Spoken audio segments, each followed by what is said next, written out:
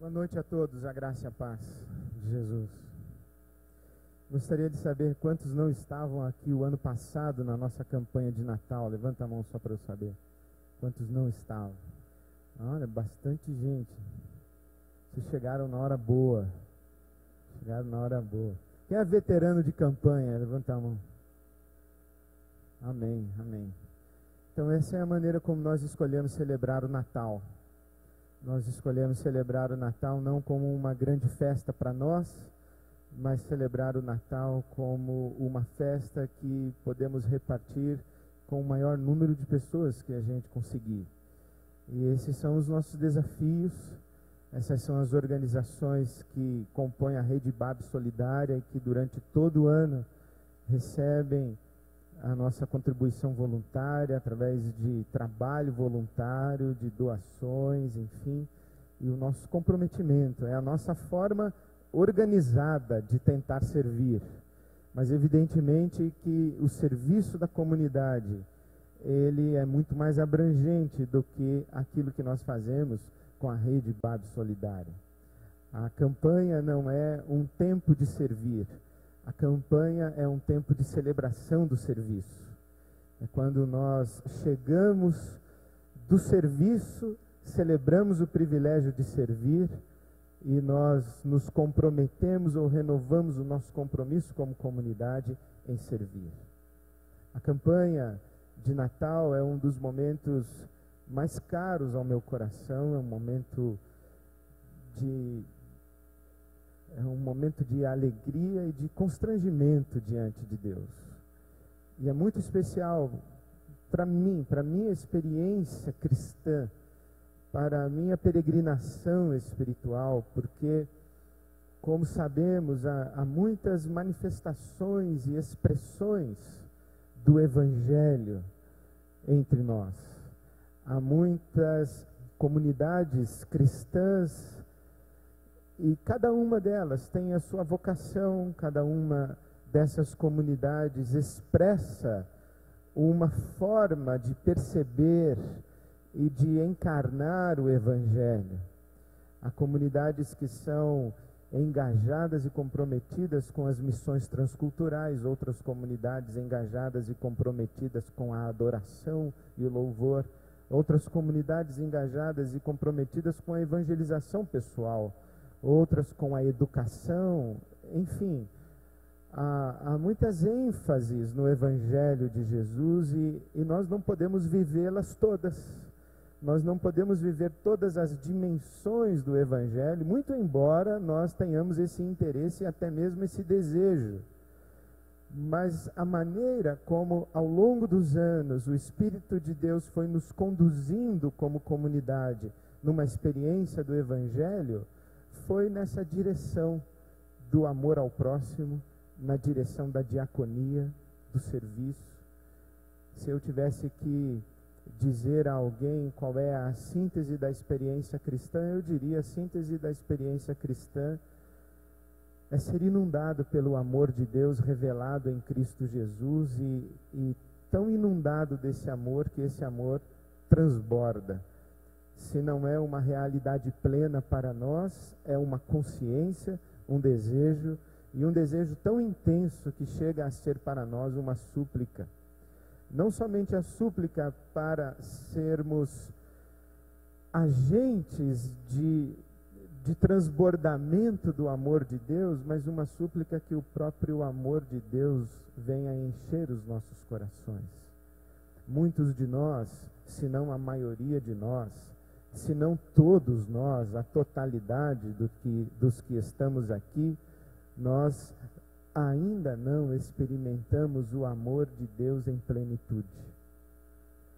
Nós ainda não sabemos o que é aquela expressão da oração do apóstolo Paulo pela igreja de Éfeso, quando ele diz assim que Deus é poderoso para fazer infinitamente mais, além de tudo quanto pedimos ou pensamos. E ele está dizendo isso porque ele acabou de dizer que ele ora e ele pede a Deus que todos possam ter esta experiência com o amor pleno de Deus, em toda a altura, toda a profundidade, toda a largura e toda a extensão, todo o comprimento, isto é, em todas as dimensões e direções, nós sermos cheios do amor de Deus.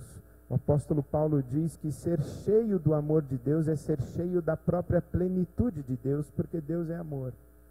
E quando ele fala assim, ele já logo imagina que no nosso coração surgirá uma dúvida: mas será que é possível experimentar o amor de Deus em sua plenitude? Então ele diz assim: é por isso que nós nos entregamos a um Deus que é poderoso para fazer muito mais além do que pedimos ou pensamos. Esse muito mais, esse fazer muito mais além do que pedimos ou pensamos, é nos encher com o seu amor.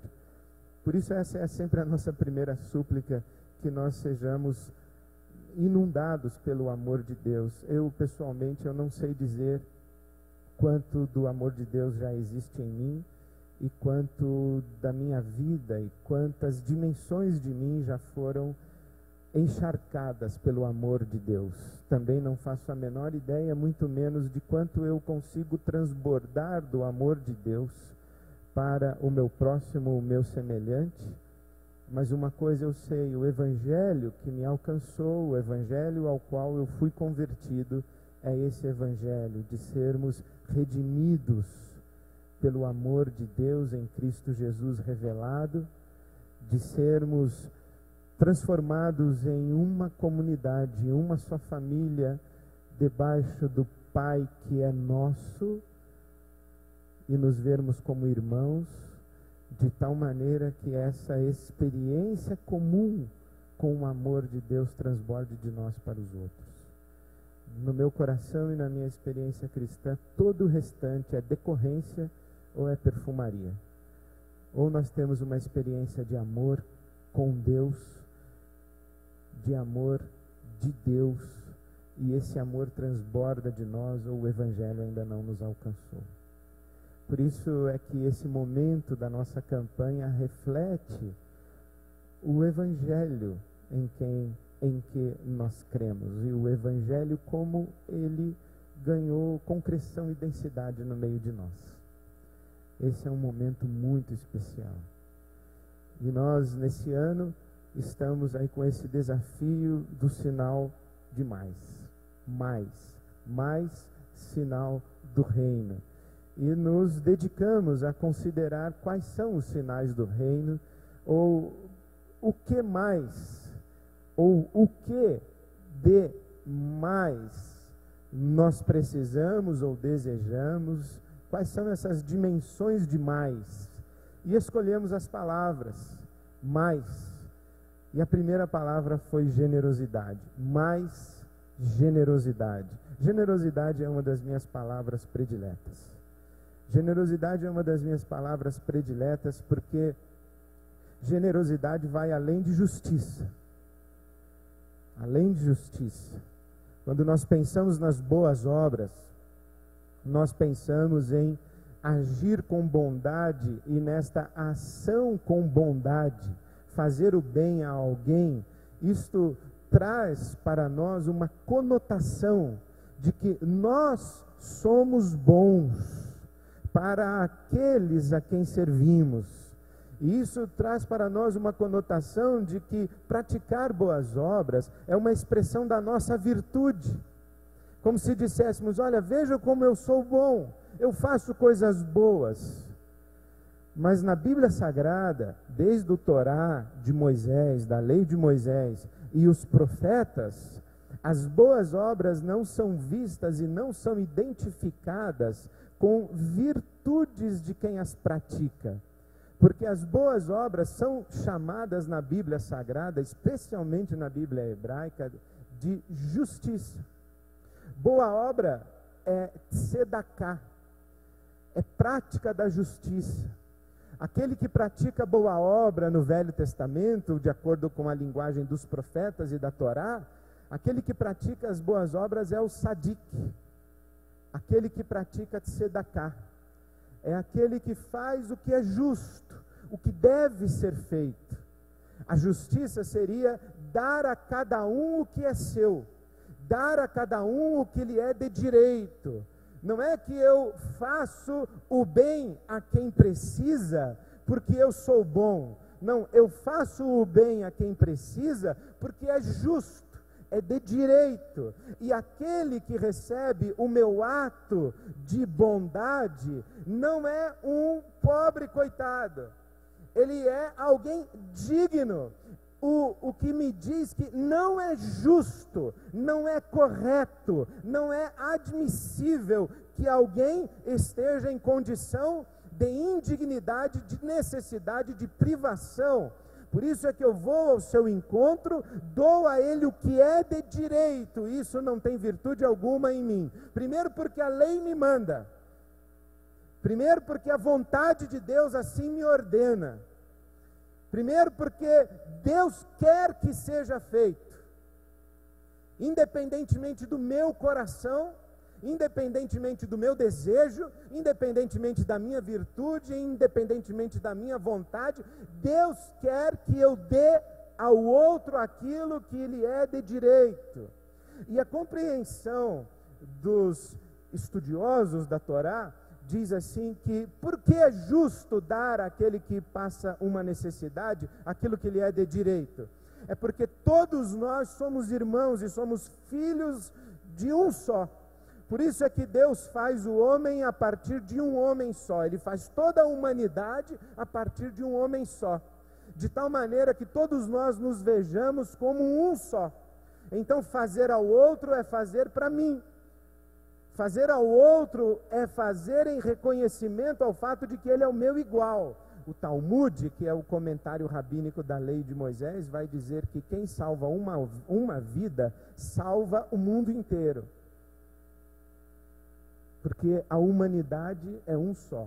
É isso que faz Santo Agostinho orar a Deus dizendo: ó Deus, tu que cuidas de todos como se fossem um, e de um como se fosse todos. É esse princípio da unidade.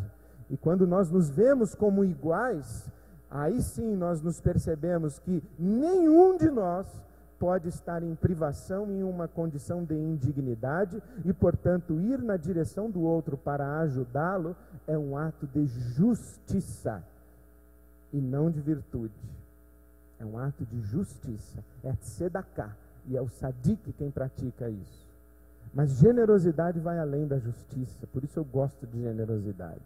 Generosidade vai além de solidariedade. Solidariedade é participar, na expressão latina, é participar in solido, é participar do todo, é participar daquilo que compõe uma unidade. Por exemplo, e os juristas aí me corrijam e me ajudem depois, não agora, se necessário, é isso que quer dizer assim, que somos devedores solidários. Quando eu sou devedor solidário com você de alguma dívida, não importa se nós a contraímos coletivamente, mas eu individualmente sou responsável pelo todo, sou responsável em sólido, eu sou solidário naquilo. Por isso é que a solidariedade é uma ação que me interessa. Quando eu percebo que fazer o bem a você é uma forma de fazer o bem a mim, quando eu percebo que fazer o bem a você e cuidar de você é uma forma que eu tenho de cuidar de mim, porque nós somos parte uns dos outros, e nós estamos participando do mesmo sólido, digamos assim, da mesma unidade. Eu cuido de você, cuido de mim. Eu deixo com que haja escassez para você, eu estou contribuindo para chegar o dia em que haverá escassez para mim. Esta solidariedade que temos no cuidado, por exemplo, do planeta, é uma coisa importante. Por quê? Porque eu digo assim, vai faltar água. E vai faltar água é para todo mundo. Então vamos todos nós juntos, vamos agir de maneira solidária, uns para com os outros, de tal maneira que não falte água para ninguém. Vamos construir uma sociedade onde haja segurança para todos, porque se faltar segurança para você, vai acabar faltando segurança para mim. Então, quando eu ajo de maneira solidária, eu ajo de maneira também interessada. Eu tenho interesse em construir uma sociedade solidária. Eu tenho interesse em construir consciências solidárias, porque eu me preocupo com você, e enquanto me preocupo com você, eu vou gerando em você o compromisso e a consciência de preocupar-se comigo. Eu me preocupo com o meu mundo, eu me preocupo com a minha sociedade, eu me preocupo com a minha cidade, eu me preocupo com o meu prédio, eu recolho o lixo do chão do meu prédio na esperança de que você também o faça, porque todos nós somos solidários no cuidado do nosso patrimônio que nos é comum. Então, na solidariedade está presente o interesse pessoal. Por isso é que eu gosto de generosidade. Generosidade é esta expressão que transcende a justiça e que transcende a solidariedade. Portanto, não é sempre que eu, agindo em direção ao meu próximo, estou sendo generoso. Eu posso apenas estar sendo justo. Não é sempre que eu, agindo em direção ao meu próximo e em favor do meu próximo, não é sempre que eu estou sendo generoso. Eu posso apenas estar sendo solidário. Quando é então que nós agimos com generosidade? Quando é que o nosso ato é mais do que prática de justiça e é mais do que ação de solidariedade? Eu penso que há um texto da Bíblia Sagrada que pode nos ajudar a responder. E eu chamo você para ler comigo a segunda carta do apóstolo Paulo aos Coríntios, o capítulo 8. Segunda carta do apóstolo Paulo aos Coríntios, o capítulo 8.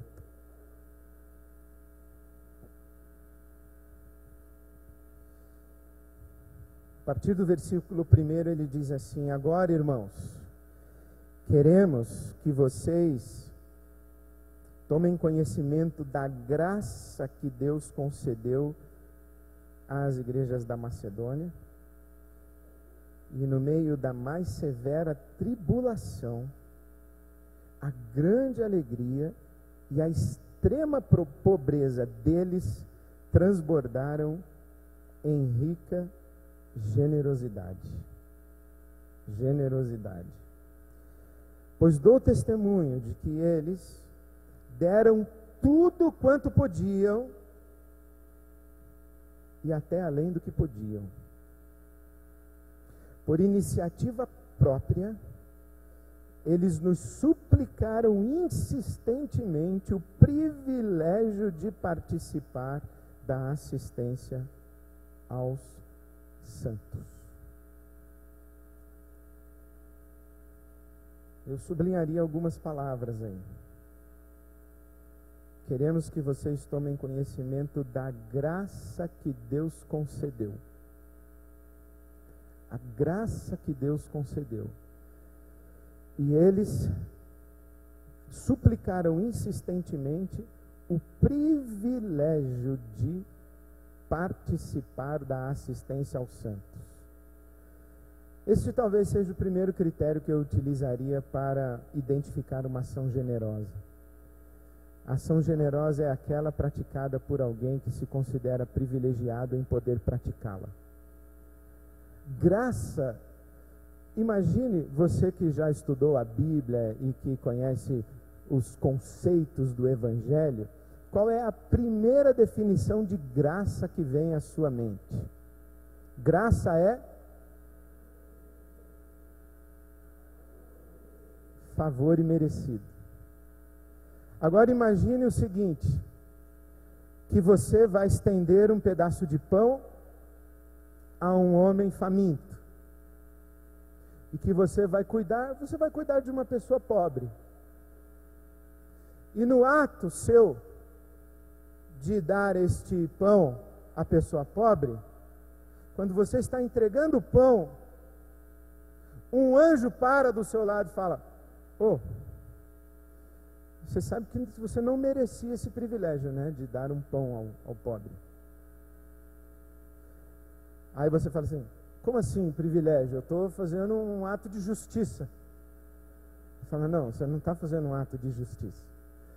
Não, é verdade, anjo, você tem razão, eu estou apenas sendo solidário para com ele, porque quem sabe amanhã eu esteja no lugar dele, alguém vai dar um pão para mim também. Falou: não, você não está praticando um ato de solidariedade. Você está recebendo, está tendo a oportunidade, é uma graça que Deus está concedendo a você poder entregar esse pão a esse pobre. Você não merecia, Eu fico a me perguntar o que é que eu não merecia. Eu não merecia dar, ou talvez eu não merecia sequer ter o pão para dar.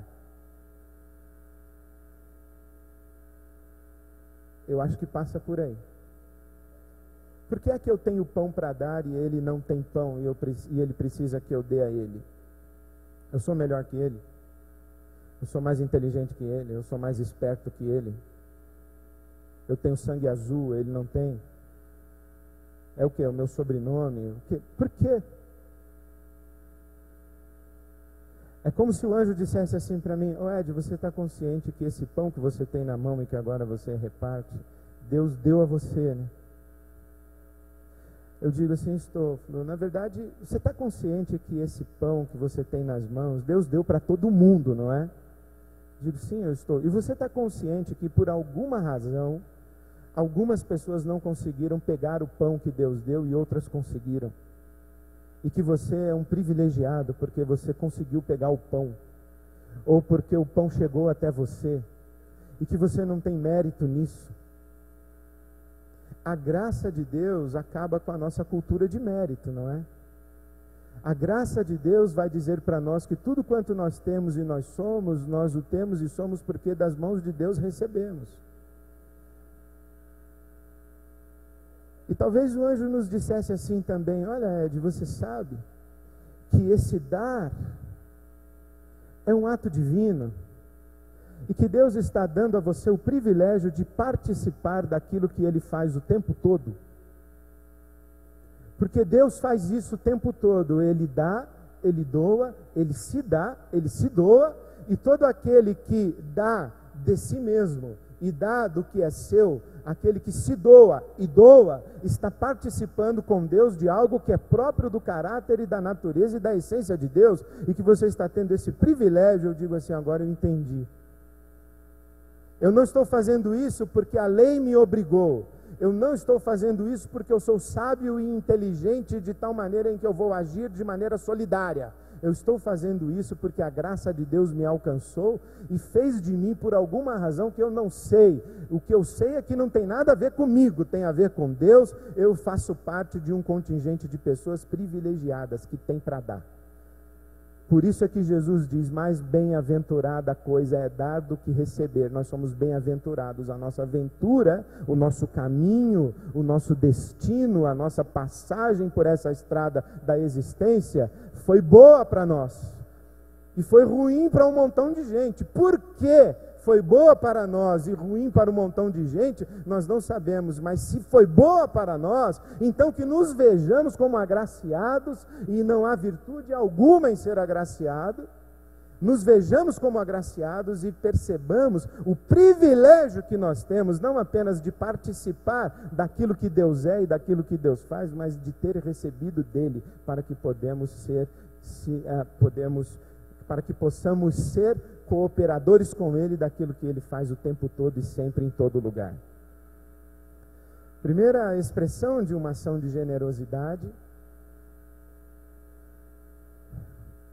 A primeira expressão de uma ação de generosidade é que aquele que age de maneira generosa se considera privilegiado e compreende que a sua ação é uma graça que Deus lhe concede.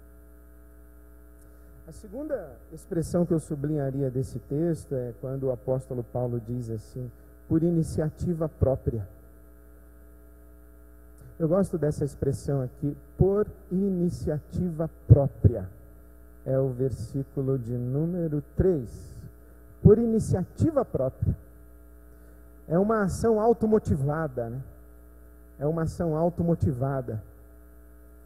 E eu acho isso muito belo no Evangelho de Jesus Cristo. E quando eu leio essa expressão aqui, iniciativa própria, uma ação automotivada, não é porque a lei mandou, ou porque o bom senso diz que é melhor ser solidário, ou porque a lei me mandou agir com justiça. Não, eu quero fazer isso. Quando eu leio essa expressão do Evangelho, eu lembro, por exemplo, de Ananias e Safira. Você conhece a história de Ananias e Safira, que foram entregar os seus dízimos aos apóstolos. E entregaram um dízimo mentiroso. O que é mais interessante ali, naquela expressão do dízimo de Ananias e Safira, é que o apóstolo Pedro, quando vai confrontá-los pela sua oferta mentirosa, ele diz uma coisa extraordinária. Ele diz assim: Ananias, diga-me uma coisa, esse dinheiro não era seu? Era seu, Ananias. Você poderia ter viajado para a Europa com esse dinheiro. Ô Ananias, esse dinheiro era seu. Você poderia ter trocado de carro, Ananias, com esse dinheiro. Você não precisava vir na igreja doar esse dinheiro. Você não precisava ter entregue numa associação de assistência ou uma associação de solidariedade. Você não precisava. Era seu. Você tem liberdade para fazer com o que está na sua mão o que você quiser. E eu não duvido que a liberdade, se não é o maior, é um dos maiores dons que Deus nos concedeu, a liberdade. Concordo sim com o François Varrion, que vai dizer que a conversão é a devolução da liberdade às mãos de Deus. É quando Deus me deu liberdade para ser e viver, e eu digo assim: Senhor, eu estou devolvendo a minha liberdade às tuas mãos. Eu estou rendendo a minha liberdade.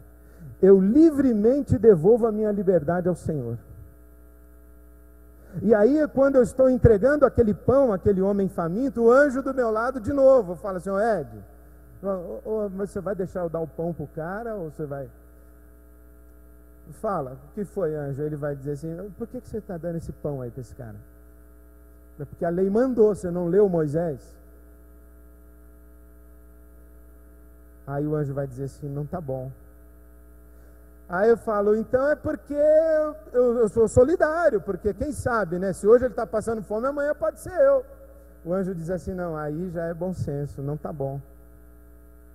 Fala: mas o que você quer que eu responda? O anjo vai dizer assim: só tem uma resposta que eu acho que é a correta. Eu digo: qual? Falo: eu estou dando porque eu quero dar. A lei não me obriga. Eu não estou agindo com interesse. Eu não estou semeando para colher. Eu não estou investindo para multiplicar. Eu não estou negociando para ter de volta. Eu não estou fazendo aplicação para ter retorno. Eu estou doando porque eu quero doar. É do meu coração, isso faz parte de mim. É o que eu quero fazer. Você não está fazendo isso constrangido, obrigado, sentindo-se culpado. Você não está fazendo isso para aplacar a sua consciência, para dar conforto à sua consciência. Não estou fazendo nada disso. Eu estou fazendo porque eu quero. É uma doação automotivada. Eu quero, é por iniciativa minha. Mas Deus falou que se você não quiser dar, você não precisa dar. Mas eu quero dar, anjo. Deixa eu dar esse pão para o pobre. Então, uma doação é generosa quando ela é uma doação livre, espontânea, voluntária, e que nasce no nosso coração. Eu diria até que ela nasce no nosso coração quando o nosso coração é visitado e tocado, ou ganha o discernimento e a revelação da graça de Deus. Quando a graça de Deus nos toca, a gente devolve a nossa liberdade para Deus, porque a gente encontra o verdadeiro caminho da liberdade. A terceira expressão que eu sublinharia nesse texto, ele diz aí que aqueles irmãos da Macedônia, eles doaram numa condição de severa tribulação e de extrema pobreza. Extrema pobreza. Severa tribulação e extrema pobreza. Meu Deus, como é isso? Aí eu entendi que a doação generosa é aquela doação que, se ela não acontecesse, estaria plenamente justificada. Quando a minha situação também é uma situação de privação e de necessidade. É quando eu tenho tão pouco, eu tenho quase nada. Ou quando a situação ao meu redor está me dizendo que o tempo da adversidade, da tribulação, também vai me alcançar. É quando eu tenho assim, eu estou abrindo mão do que me falta, na verdade é isso. E aí quando eu vou entregar o pão ao pobre, vem o anjo. Ô Ed,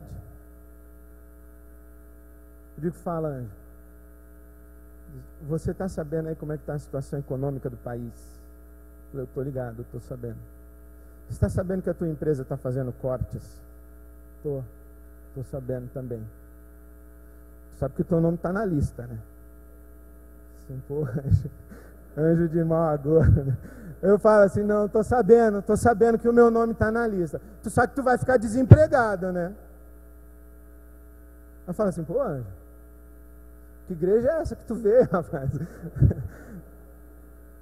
O anjo está dizendo, ô Ed, você tem necessidades.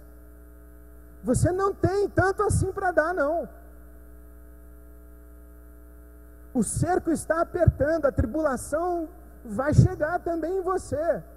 Aí você diz assim, não anjo, na verdade já chegou.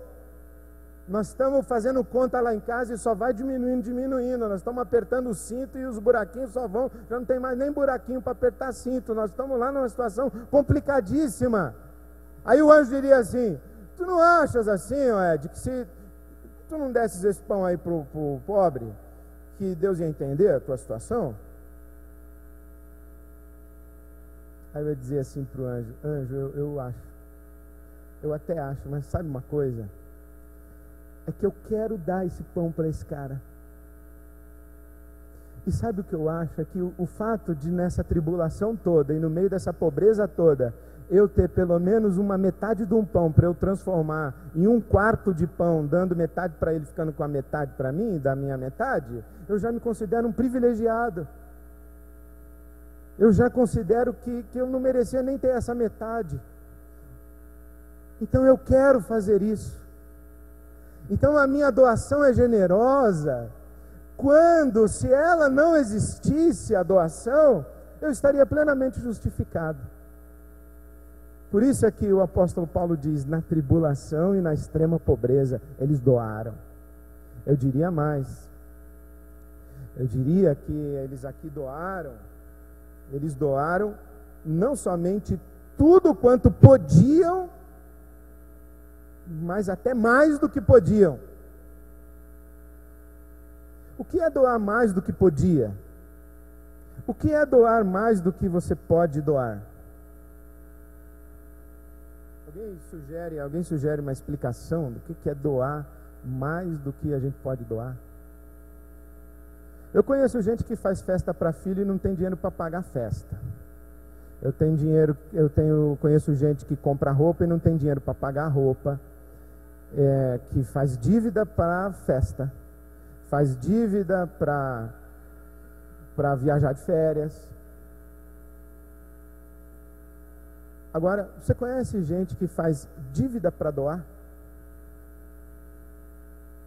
Raro, né?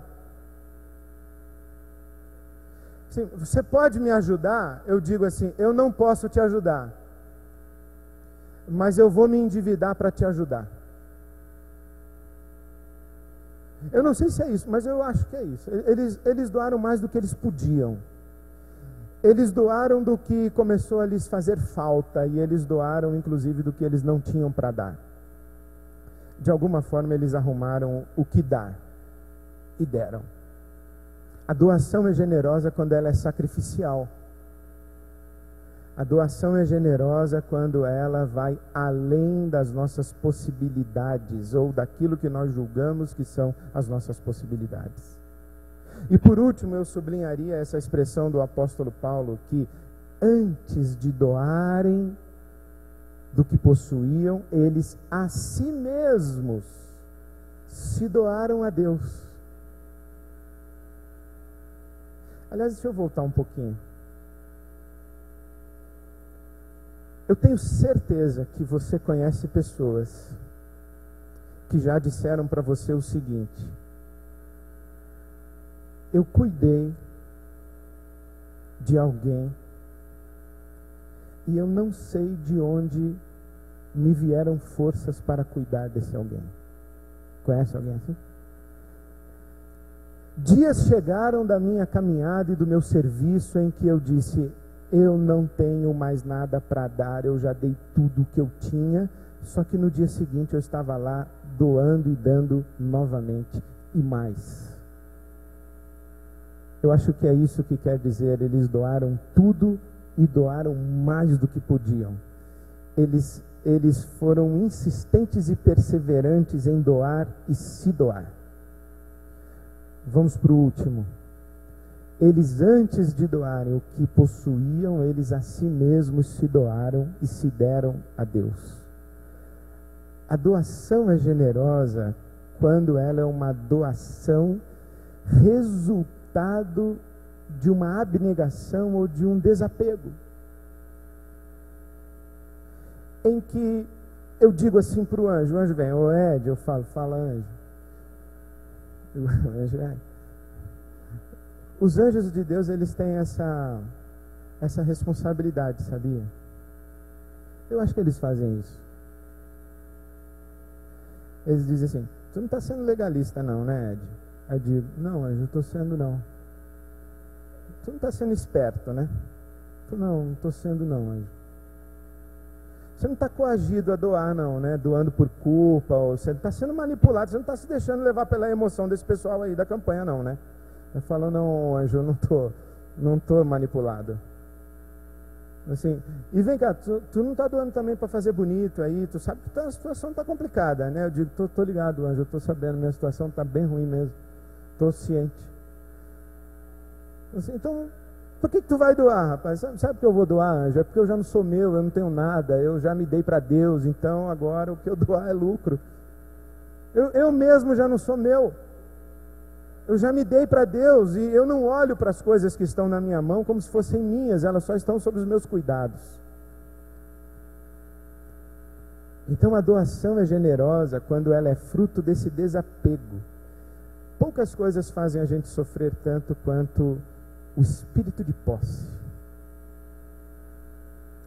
Por isso que os chineses têm um ditado muito interessante, deve estar na Bíblia em algum lugar. O meu professor de teologia, o Dr. Werner Kasher, ele disse que quando tem uma coisa legal, está na Bíblia.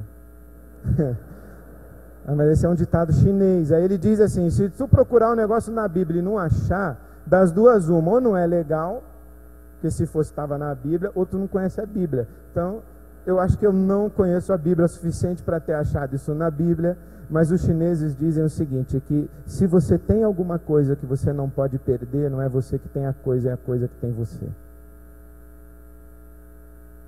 Se você tem alguma coisa que você não pode perder, então vamos até adaptar, né? Se você tem algo que você não pode dar, não é você que tem a coisa, é a coisa que tem você. Você é escravo dessa coisa, portanto você ainda não é alguém que se entregou às mãos de Deus. Você está agarrado nessa coisa, você depende dessa coisa, não depende de Deus.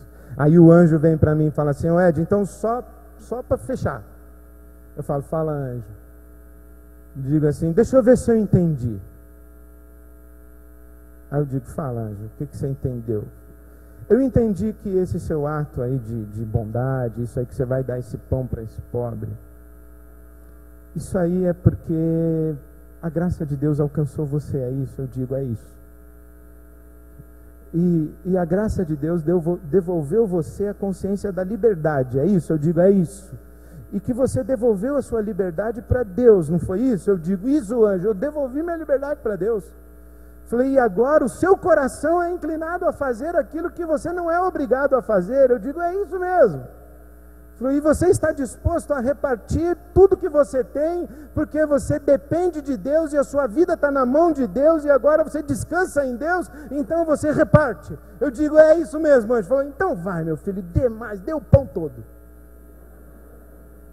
Porque os anjos, eles se certificam de que nós estamos vivendo na graça de Deus, e quando eles se certificam, eles liberam a gente para agir. E isso é bom para nós, é bom para os outros e é para a glória de Deus. A generosidade é assim, é quando a gente dá e considera um privilégio ter para dar e poder dar. A generosidade é isso. É quando a gente dá e dá livremente, espontaneamente, voluntariamente. A generosidade é isso. É quando a gente dá e não se preocupa com o dia de amanhã, se teremos ou não teremos. A gente dá. A generosidade é isso. É quando a gente dá e dá inclusive mais do que a gente acha que pode dar, e mais do que a gente acha que tem para dar, e mesmo quando a gente já chegou no limite da doação, a gente continua dando mais, porque no fundo, a generosidade é esse ato de quem a si mesmo já se deu a Deus e sabe que está sendo sustentado pela boa, poderosa e amorosa mão de Deus, o nosso Pai. Eu penso que de fato nós precisamos de mais generosidade. Mais generosidade. Nós temos muita gente obedecendo lei, nós temos muita gente fazendo investimento e semeando no reino de Deus, nós temos muita gente que dá desculpas para não repartir, nós temos muita gente que tem um sentimento de escassez, tem uma mentalidade de falta e que se agarra ao pouquinho que tem, e no fundo nós temos muita gente que ainda não se deu a Deus. Por isso não tem para dar, não sabe dar e não desfruta desse privilégio e dessa graça de dar. Mais generosidade, que o Senhor nos visite nesse tempo de campanha, soprando em os nossos corações a bem-aventurança da generosidade. Mais generosidade, que assim seja para a glória de Deus. Amém. Vamos ficar em pé, vamos cantar e vamos sair para uma vida generosa. Deus nosso Pai, te damos graças porque tudo que temos recebemos de Ti. Te damos graças. Te damos graças por Jesus Cristo, Teu Filho, que generosamente se deu ao Senhor, se deu por nós, se deu por inteiro e plena e absolutamente se deu naquela cruz por nós. Te damos graças por Jesus que livremente se deu. Te damos graças por Jesus que de livre vontade, por iniciativa própria, deu a sua vida por nós. Te damos graças por Jesus. Te damos graças por Jesus que nos ensinou que mais bem-aventurada coisa é dar do que receber. Te damos graças pela lição da generosidade. E suplicamos ao Senhor, sopra essa Tua graça no nosso coração pelo Teu Espírito. Faz de nós sinais do Teu reino e faz de nós homens e mulheres generosos,